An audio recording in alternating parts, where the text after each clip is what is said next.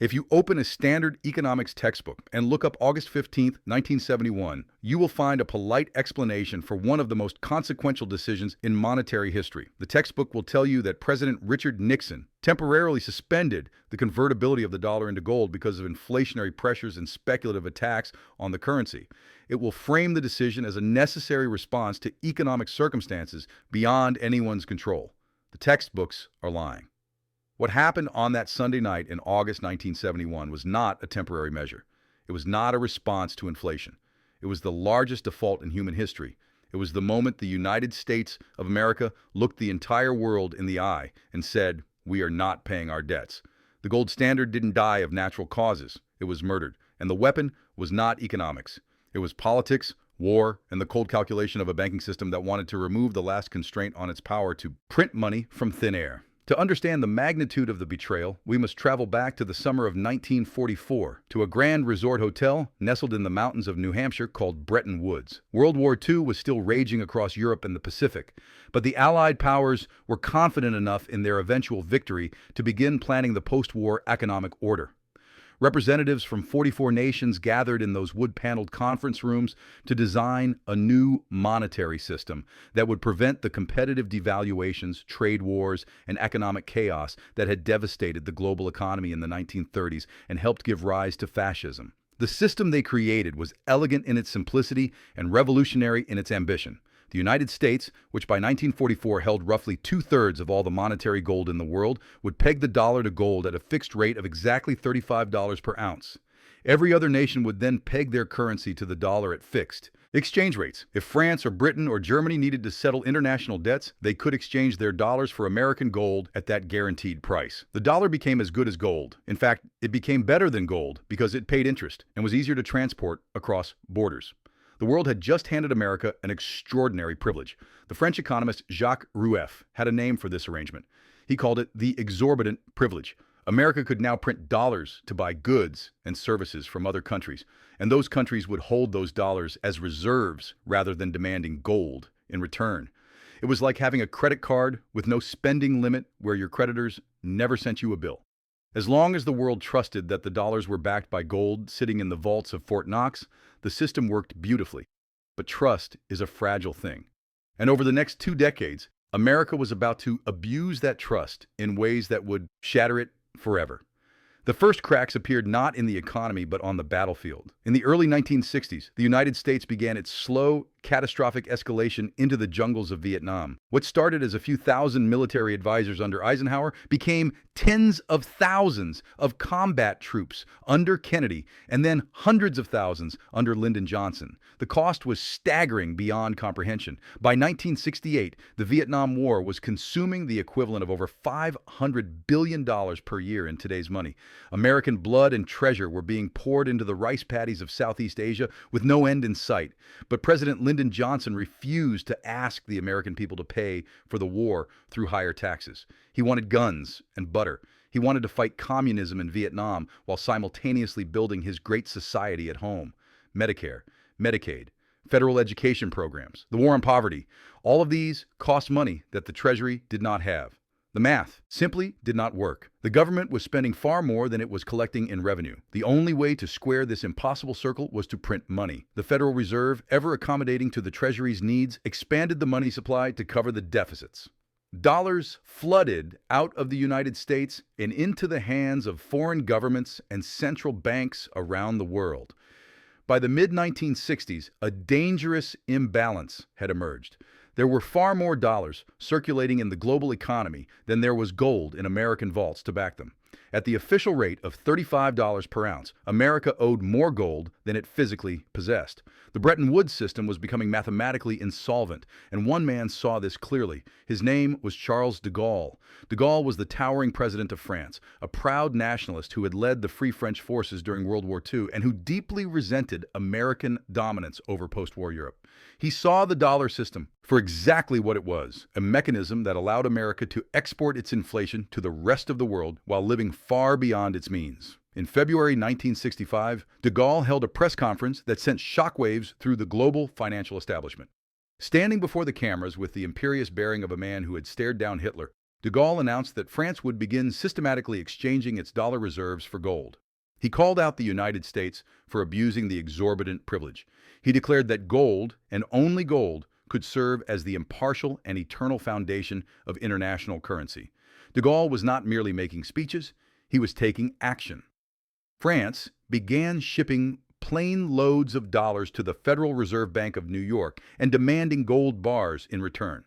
French naval vessels crossed the Atlantic carrying American gold bullion back to the vaults of the Banque de France in Paris. It was an act of financial warfare disguised as monetary policy. Other nations watched the French example and began to question their own massive dollar holdings. If de Gaulle didn't trust the American promise, why should they? The Bank of England started quietly converting dollars to gold. So did the central banks of Germany, Switzerland, Belgium, and the Netherlands. What had started as a trickle became a flood. It was a slow-motion bank run, and the vault being emptied was Fort Knox. The numbers tell the story of the hemorrhage with brutal clarity. In 1949, at the dawn of the Bretton Woods era, the United States held over 21,000 metric tons of gold in its reserves. That represented roughly 70% of all the monetary gold in the entire world. By 1960, after a decade of Cold War spending and foreign aid, that stockpile had fallen to around 15,000 tons. By 1965, when de Gaulle began his campaign, it was down to 12,000 tons. By 1968, it had plummeted to barely 9,000 tons. The drain was accelerating with each passing month. At the rate gold was leaving the country, the U.S. Treasury would be completely empty within just a few years. The promise that any foreign central bank could exchange 35 paper dollars for 1 ounce of gold was becoming physically impossible to keep. The crisis exploded into the open in March 1968 with the spectacular collapse of the London Gold Pool. This was a consortium of central banks from the United States, Britain, Germany, France, Italy, Belgium, the Netherlands, and Switzerland that had been working together since 1961 to suppress the free market price of gold and maintain the $35 peg. Whenever speculators tried to bid up the price of gold above the official rate, the pool would sell gold from its combined reserves to flood the market and push the price back down. It was price manipulation on a global scale. But by early 1968, the speculators smelled blood in the water. They knew the pool was running out of ammunition. On a single day in March 1968, the pool was forced to sell an astonishing 400 tons of gold just to hold the line at $35. It was hemorrhaging metal at a rate that was completely unsustainable. On March 15, 1968, the London gold market was forced to close for 2 weeks. The Queen of England declared a bank holiday. When the market finally reopened, the gold pool was dead. A desperate two-tier system was hastily established. $35 per ounce for official transactions between central banks and whatever the free market would bear for everyone else. The free market price immediately began to climb above the official rate. The writing was on the wall in letters 10 feet tall. If this hidden history is connecting dots you've never seen before, if you're starting to understand why your money buys less every single year, hit that like button right now. It tells the algorithm to show this to more people who need to hear it. The schools won't teach this. The news won't cover it, but you can help spread the truth. Now let's get back to the story, because what happened next changed everything. For the next 3 years, the Nixon administration tried desperately to hold the crumbling system together with increasingly futile measures. They pressured allies not to convert their dollars. They imposed wage and price controls domestically to suppress the visible symptoms of inflation. They sent Treasury officials around the world begging foreign central banks to hold their depreciating dollars rather than demand gold. But the fundamental problem remained unsolved and unsolvable. America was printing money to fund a war it could not win and social programs it could not afford. The rest of the world was growing tired of accepting depreciating paper in exchange for real goods and services. The final trigger came in the sweltering summer of 1971. The British government, facing its own severe economic troubles and skeptical of American promises, sent a formal request to the United States Treasury asking to convert $3 billion of its reserves into gold. The numbers were now catastrophic. America's gold reserves had fallen to barely $10 billion worth at the official price. Its foreign dollar liabilities had ballooned to over $70 billion. If Britain's request was honored, and if other nervous nations followed suit, the vault would be completely empty within weeks or even days. The mathematical endgame had arrived. The jig was up. On the weekend of August 13, 1971, President Richard Nixon summoned his top economic advisors to the presidential retreat at Camp David for an emergency meeting conducted in total secrecy. The attendees included Treasury Secretary John Connally, a brash Texas politician with no sentimentality about international monetary arrangements, Federal Reserve Chairman Arthur Burns, who warned gravely about the consequences of abandoning gold, and a young undersecretary named Paul Volcker, who would later become Fed chairman himself. For 2 days, they debated the options in those rustic cabins while the outside world remained oblivious. The hardliners, led by Connally, argued forcefully for a complete and immediate suspension of gold convertibility. Connally had no patience for what he saw as foreign freeloaders draining American wealth. His famous line captured the new American attitude with perfect cynicism. "The dollar is our currency, but it's your problem." The decision was made. They would close the gold window and let the rest of the world figure out what to do about it. On Sunday night, August 15, 1971, Nixon preempted the popular television Western Bonanza to address the American people. 90 million viewers tuned in expecting entertainment and instead witnessed the end of an era. In a carefully scripted 18-minute speech, Nixon announced what he grandly called the new economic policy. The centerpiece was the temporary suspension of the dollar's convertibility into gold. He blamed speculators and international money traders for attacking the dollar.